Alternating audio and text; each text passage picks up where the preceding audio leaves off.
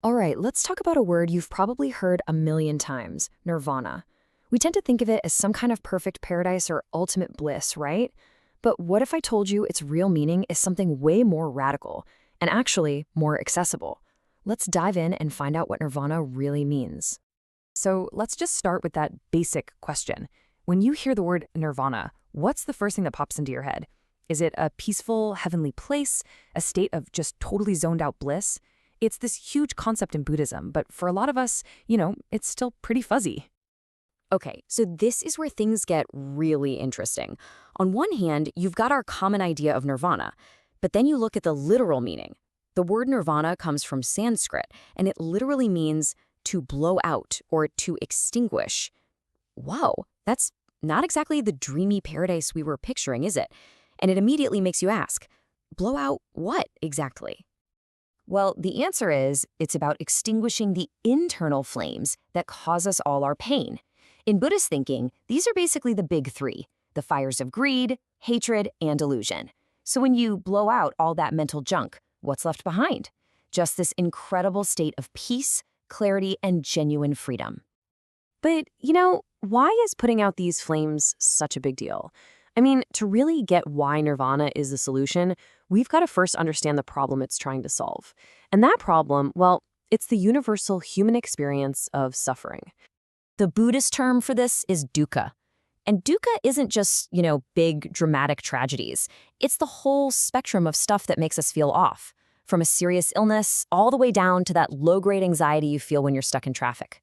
It's that little nagging feeling in the back of your head that things just aren't quite right. So Buddhism starts right there, by just acknowledging a basic truth.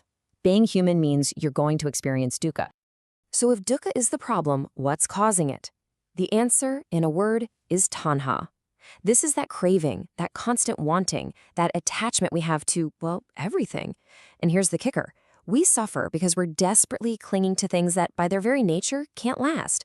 So of course, when they change or go away, it hurts. Now, this might sound a little bleak, but here's the really good news.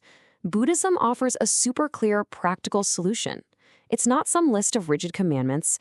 Think of it more like a practical how-to guide for getting through life and finding that peace.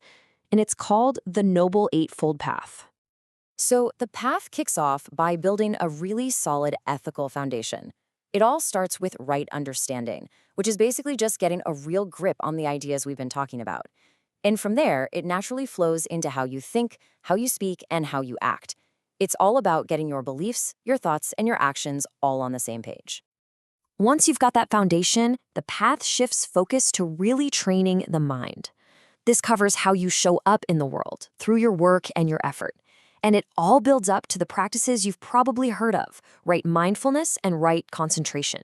This is where you do that deep, focused work of meditation that leads to real clarity and insight. So, after all that work, after walking this path, what's the destination actually like? We've already figured out it's not a place you can find on a map, so let's get crystal clear on what it is, and just as importantly, what it isn't. And this just lays it out perfectly. Look, nirvana is not some heaven you float off to when you die. It is a state of deep, deep peace that you can actually experience right here in this life. It's about being liberated from that endless cycle of craving and suffering. It's not about checking out of the world. It's about finding a completely new way to live in it. Now, at the absolute core of this freedom is this really profound insight called anatta, or non-self. Okay, stick with me here. Think of yourself less like a solid, unchanging statue and more like a flowing river. The river's always changing, right? But it's still the same river. Anatta is realizing that the self we're always trying to protect, our ego, is a lot more like that river than a statue. And once you really get that, all those attachments start to loosen their grip, because what is there to be attached to? It's also worth pointing out that not everyone sees nirvana in the exact same way. In Theravada Buddhism, for instance, the focus is really on your personal liberation from suffering. But in Mahayana, the goal gets bigger. It's about becoming a Buddha not just for yourself, but to help everybody get free. And then you've got Vajrayana, which has practices designed to get you there even faster. So it's kind of like different paths leading to the same incredible mountaintop. Okay, this all sounds really profound, but you're probably thinking, great, but what does this have to do with my commute to work or paying my bills? And the beautiful thing is, these teachings aren't just for monks on a mountaintop. These are principles anyone, anywhere, can use to bring a little bit more peace into their everyday life. So how do we actually do this?